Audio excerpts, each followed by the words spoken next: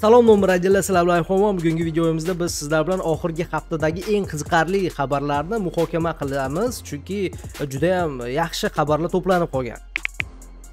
Birinchi bizni oldimizdan o'tib ketmaydigan xabar bu Conor McGregor Irlandiyada prezident bo'lmoqchi. Nima deydi? Juda ham ajoyib anekdotga o'xshaydi, lekin shunaqa. Yaqinda Conor McGregor bilasa Donald Trump bilan ko'rishdi, ikkalasi bir-birini hurmat qilish haqida, bir-biriga yoqishi haqida albatta gapirib o'tishdi. Mana shu yili 2025-yil noyabrda Irlandiyada saylovlar bo'lib o'tadi. Aynan mana shu saylovlarda Conor McGregor o'z nomzodini qo'yib qatnashmoqchi va prezident bo'lmoqchi. Bilinmayman, hozirgi payt prezident bo'lish moda bo'lganmi yoki yo'qmi? No, Conor McGregordagi, конечно, prezident murakkab va ishonchli bo'lmaydi lekin. Aynan ozgina mana shu politikaga aralashar ekanmiz. Donald Trump Habib va Conorni yarashtirmoqchi. Uje Trump kelgandan beri uje hammani yarashtirib tashadi. Hozircha faqat so'zda, amalda emas.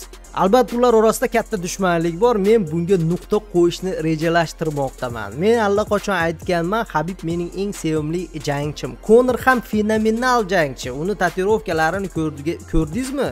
Bunday tatuirovkalar dunyoda hech kimda yo'q. Agar o'sha tun men arenada bo'lganimda bunday mojaro ro'y bermas edi. U mojaroga albatta yo'l qo'yildi. Ular bu dushmanlikni albatta yakunlashi kerak deb Donald Trump mana shunaqa fikr bildirdi. Xuddi Putin bilan Zelenskiyni yarashtirmoqchi bo'layotgan juda ham o'xshash so'zlar xullas. Donald Trump to'g'ri saylangandan beri hammani yarashtirib tashayapti. Donald Trump bo'lganda u bo'lmasdi, bu bo'lmasdi. Xullas har xil gap so'zlar. Hozircha bu hammasi gap so'zligicha qolmoqda. Hech qanaqa amalda hech narsa ko'rmadik hali. O'ylaymizki amalda ham bu narsalar bo'ladi va biz bir nimalarni xullas natijalarni ko'ramiz. Faqat hatto oxirgi payt quruq gap to'g'risi. 10 million so'mga ega bo'lmoqchi bo'lsangiz, kommentariyadagi havolaga o'tamiz, Telegramga va o'sha yerda demak havoladan o'tib ro'yxatdan o'tamiz. Aybxon promokodi orqali va 10 million so'mga ega bo'lamiz. Ko'pchilik uje foydalanmoqda. Hammalarga omad tilayman, chunki omaddan boshqa hech narsa yordam bermasligi mumkin. Bahodir Jalolov o'z raqibi haqida va jangi qanaqa o'tishi haqida fikr bildirdi. Qo'limdan kelgan barcha ishni qilaman, nima bo'lishini ring ko'rsatadi. Raqibimni mag'lub etishga, uni nokaut qilishga harakat qilaman. Bu bizning mintaqadagi, shuningdek vatandoshlarimiz uchun eng zo'r jang bo'ladi deb fikrini bildirdi Bahodir Jalolov. Ushbu jangda katta ehtimol bilan Bahodir Jalolov g'alaba qozonishi ehtimoli juda ham katta. O'ylaymizki shunaqa bo'ladi va bizni vatandoshimiz albatta g'alaba bilan qaytadi va keyingi janglarini yana bir necha yaxshi janglardan keyin biz uni professional juda ham taniqli reytingda nomer 1 jangchilar bilan ko'rib qolishimiz ham mumkin. UFC oxirgi paytlarda to'g'risi ozgina krizisda. Qanaqa ma'noda? Yangi hisobotlarga ko'ra UFC'ning hozir pay-per-view, ya'ni o'sha translyatsiyalarni sotib olish, tomosha qilish reytinglari, umuman sotib olishlar juda ham tushib ketgan.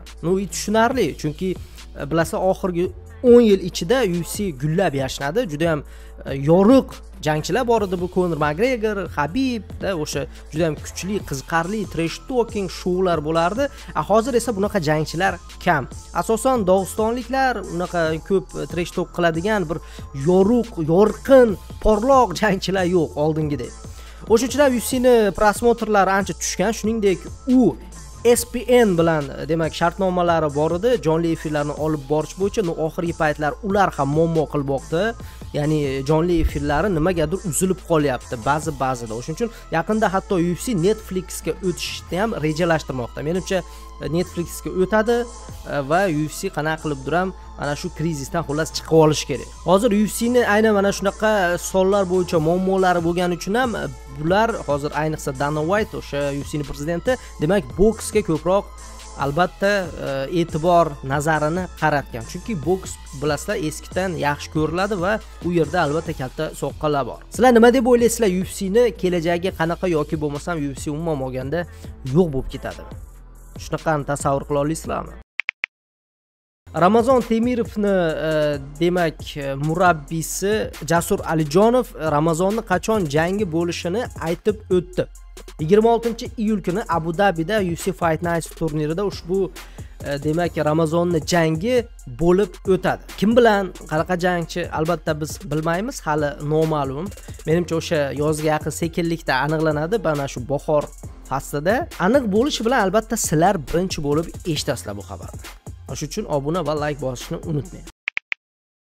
22 mart kuni, ya'ni ertaga UFC Londonda bo'lib o'tadi va barcha jangchilar demak tarozidan o'tishgan. Ushbu turnirdagi asosiy jang sobiq chempion Leon Edward va Shon Breddiga qarshi bo'ladi.